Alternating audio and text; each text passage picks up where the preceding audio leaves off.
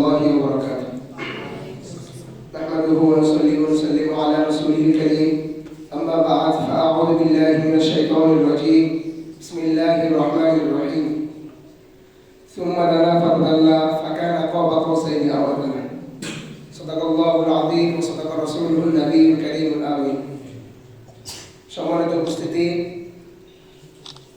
আমার ছাত্র ভাইয়েরা এবং শিক্ষক মণ্ডলী সকলকে আমার পক্ষ থেকে আন্তরিক সালাম। আসসালামু আলাইকুম ওয়া রাহমাতুল্লাহি ওয়া বারাকাতুহু।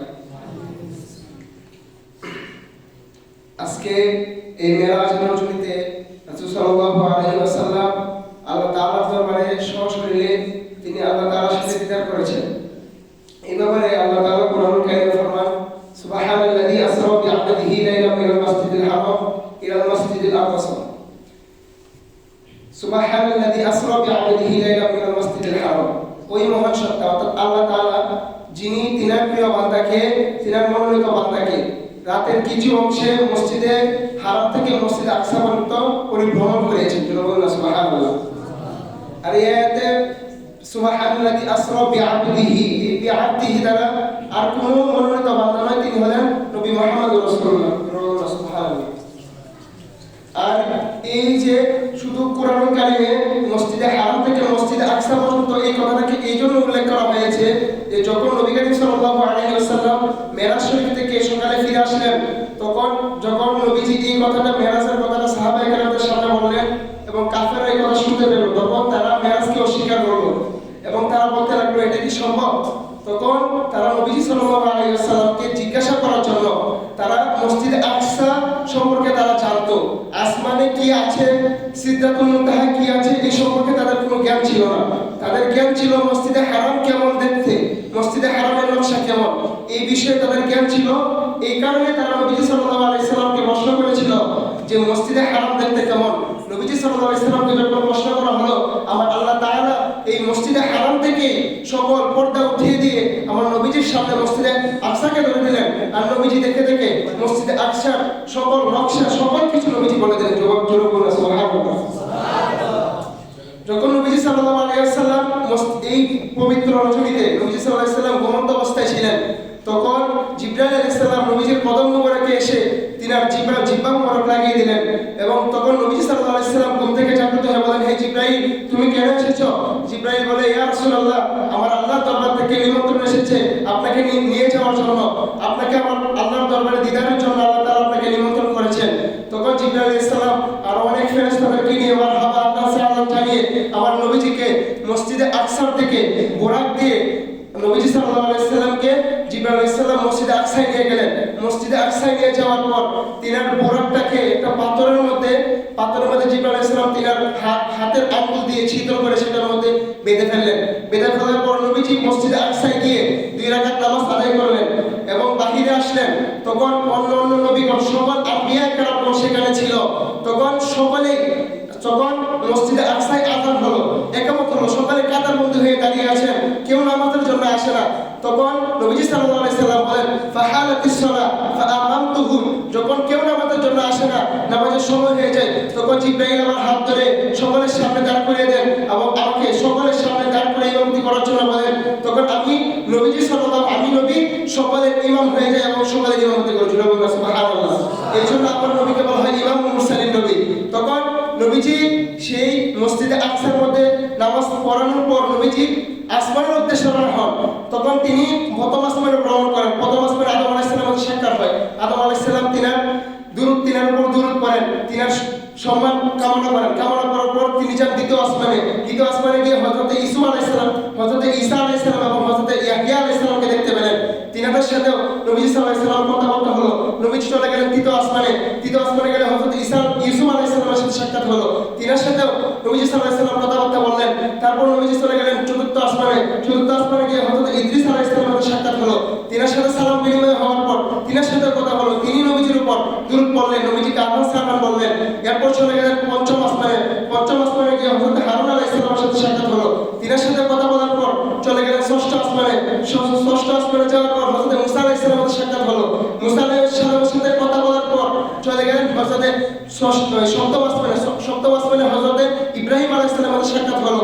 তিনার সাথে কথা বলার পর এইদিকে নবীজি সপ্তম আসমান অতিক্রম করে ফেললেন। আমার আলা হযরত কেবলা বলে যে নবীজি মেরাজ করেছে তো করেছে, এমন ভাবে করেছে যে আরশে আজিম পে পৌঁছে আমার নবী সকল নবীগণ আসমানে রয়ে গেলেন, কিন্তু আমার নবী আরশে আজিম পর্যন্ত সফর করলেন। সুবহানাল্লাহ। এভাবে নবীজি সাল্লাল্লাহু আলাইহি সাল্লাম সিদরাতুল মুনতাহায় গেলেন। সিদরাতুল মুনতাহার পর যাওয়ার পর জিবরাইল আলাইহিস সালাম বলেন, ইয়া রাসূলুল্লাহ, আমি আর সামনে যেতে পারবো না, আমার আরেক কদম বাড়ালে আমার তখন নূর জ্বলে পুড়ে সারকার হয়ে যাবে, আমার পাতাগুলো ডানাগুলো জ্বলে পুড়ে সারকার হয়ে যাবে। তখন নবীজি সাল্লাল্লাহু আলাইহি সাল্লাম নিজেই ভ্রমণ করতে শুরু করলেন। আর আমার নবী এই মেরাজটা তিন ধরনের ভাবে হয়েছে। আমার নবীকে আল্লাহ তাআলা ইচ্ছা করলে পারতেন সরাসরি আমার আল্লাহর দরবারে দিদারের জন্য, কিন্তু আমার আল্লাহ এটা করেন নাই। আমার নবীকে মসজিদে হারাম থেকে মসজিদে আকসা সফর করেছেন, মসজিদে আকসা থেকে সিদরাতুল মুনতাহা থেকে লামাতা আমার আল্লাহ তাআলার দরবারে নিয়ে গেলেন। এইভাবে কেন করেছেন? আমার নবীর সূরতই হলো তিনটা। আমার নবীর একটা বাশারিয়াতের সূরত, একটা নুরানি সূরত, একটা হলো হাকিকতের সূরত। বাশারিয়াতের সূরত যেটা আমরা যেভাবে চলাফেরা করি, বাজারে যাই, বিবাহ শাদী করি, খাবার দাবার খাই, এটা আমার নবীর বাশারিয়াতের সূরত। এই সূরতে আমার আল্লাহ ইসরা সফর করিয়েছেন, অর্থাৎ মসজিদে হারাম থেকে মসজিদে আকসা সফর করিয়েছেন। এরপর আমার নবীজি সাল্লাল্লাহু আলাইহি সাল্লামকে আল্লাহ তাআলা মসজিদে আকসা থেকে সিদরাতুল মুনতাহা সফর করেছেন। এটা ছিল আমার নবীর নুরানিয়াতের সূরত। সুবহানাল্লাহ। এরপর আমার নবীকে জিবরাইল আলাইহিস সালাম, যদি জিবরাইল আলাইহিস সালাম নূরের তৈরি, জিবরাইল আলাইহিস সালাম সিদরাতুল মুনতাহা এখানে গেলেন, তাহলে আমার নবীর আরেকটা সূরত আছে, সেটা হলো আমার নবীর হাকিকতের সূরত। সুবহানাল্লাহ। আর এই কাফেররা আমার নবীকে দেখেছে ঠিক আছে, কিন্তু তারা আমার নবীকে বাশারিয়াতের সূরতে দেখেছে। এই জন্য তারা আজকে তাদের নামের শেষে লানাতুল্লাহ বলা হয়, তাদের নামের শেষে খারাপ একটা বাক্য নিয়ে মানুষের ব্যবহার করে। কিন্তু যারা আমার নবীকে বাশারিয়াতের সূরতে দেখে নাই, আমার নবীকে নুরানিয়াতের সূরতে, হাকিকতের সূরতে দেখেছে, তারা আজকে তাদের ইতিহাসে নাম উঠে গিয়েছে। তারা একজন হযরত সিদ্দিক আকবর হয়ে গেছেন, একজন উসমানে গনি হয়ে গেছেন, একজন ফারুক আজম হয়ে গেছেন, একজন আলী কারামাল্লাহু ওয়াজহুল কারীম হয়ে গেছেন। তারা আমার নবীকে আমার নবীর হাকিকতের সূরতে দেখেছে। এই জন্য তারা আজকে এত বড় বড় একজন সাহাবী হয়ে গেছে। সুবহানাল্লাহ। জিবরাইল আলাইহিস সালাম আমার নবী একা একা চলতে, আমার নবীর আল্লাহ তাআলার একটা যে আল্লাহ তাআলার নূরের তাজাল্লি এমন একটা স্থানে পৌঁছে গেলেন, চতুর্দিকে শুধু নূর আর নূর। তখন আমার নবীকে একজন ফেরেশতা আমার আবু বকর সিদ্দিক রাদিয়াল্লাহু তাআলা আনহুর কণ্ঠ দিয়ে বললেন, ইয়া রাসূলুল্লাহ, ইয়া রাসূলুল্লাহ, আপনি থেমে যান, রব্বুকা ইউসাল্লি, আপনার রব সালাত আদায় করছেন। তখন আপনারা বললেন যে আল্লাহ কি সালাত পড়ে? সেই সালাত এই সালাত নয়, সেটা হলো ইন্নাল্লাহা ওয়া মালাইকাতাহু ইউসাল্লুনা আলান নবী ইয়া আইয়ুহাল্লাযীনা আমানু সাল্লু আলাইহি ওয়া সাল্লিমু তাসলিমা। সেটা হলো আমার নবীর উপর ফেরেশতাদেরকে নিয়ে আল্লাহ তাআলা দুরূদ পড়ছে। সুবহানাল্লাহ।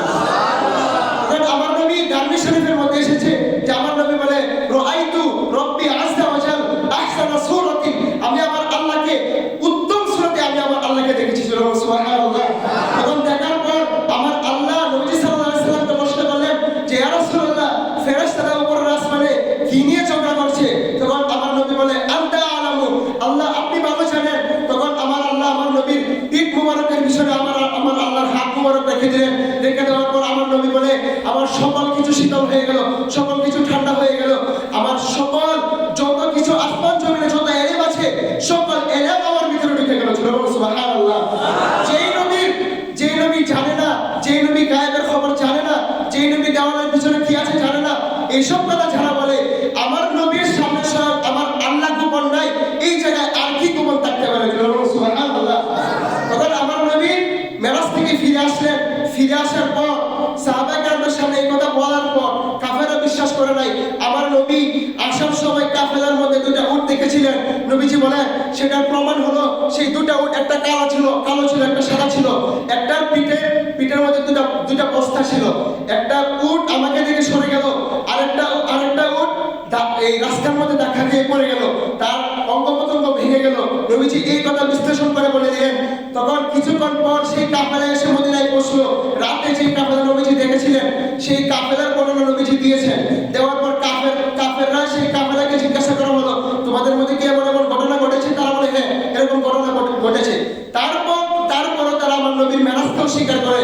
তারা আর কেউ নয়, তারা হলো কাফের ছিল। আর আজ বর্তমান যুগে যারা আমার নবীর মেরাজকে অস্বীকার করে তারা হলো তাদের বংশধর। ঠিক কিনা? এই নবীর মেরাজকে যারা অস্বীকার করেছে, তারা যেই নবীর শানে বলে, তারা বলে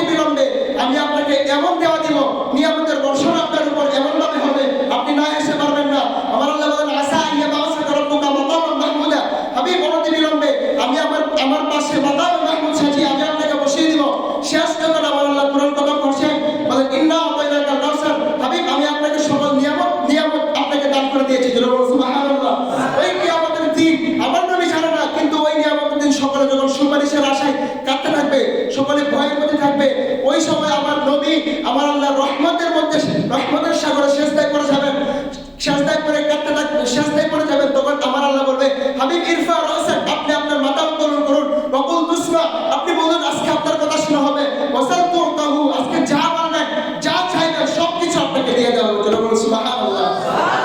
তখন এই কথা যেই নবীর শানে আমার আল্লাহ ওয়ালা সাউফা ইউতিকা রাব্বুকা ফাতারদা বলে তুলে ধরেন, আসা ইয়াবাসাকা রাব্বুকা মাকামা মাহমুদা বলে তুলে ধরেন, ইন্না আতাইনাকাল কাউসার বলে তুলে ধরেন, ওয়া রাফা'না লাকা যিকরাক বলে তুলে ধরেন। সেই নবীর শানে তারা এই সব কথা কিভাবে বলে যে আমার নবীর শানে এই সব কথা বলে নতুন প্রজন্ম সাধারণ মানুষদের মধ্যে আমার নবী যে ইশকের বাজার রয়েছে সেই ইশকের বাজারের মধ্যে তারা আগুন ধরে দেওয়ার চেষ্টা করে, ঠিক কিনা বলুন? আজকে যেন আর যারা এইসব নিয়ে অস্বীকার করে আল্লাহ তাআলার কাছে বিচার হইল, আল্লাহ তাআলা যেন তাদেরকে পরিপূর্ণ জাযা দান করেন। আমিন।